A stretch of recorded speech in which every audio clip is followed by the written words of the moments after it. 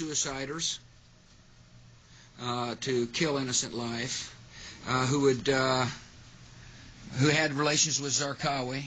Imagine what the world would be like with him in power.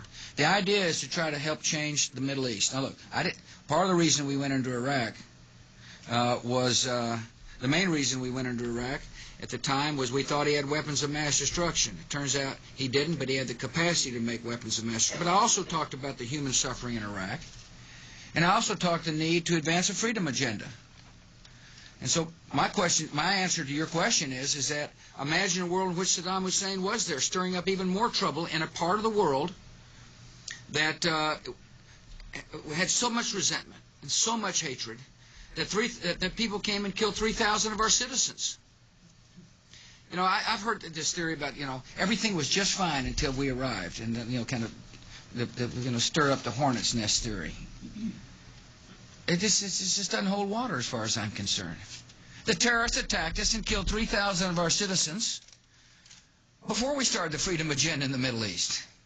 What did Iraq have to do with what? The attack on the World Trade Center. Nothing, except for it's part of, and nobody's ever suggested in this administration that Saddam Hussein ordered the attack. Iraq was the lesson of September 11th is take threats before they fully materialize, Ken.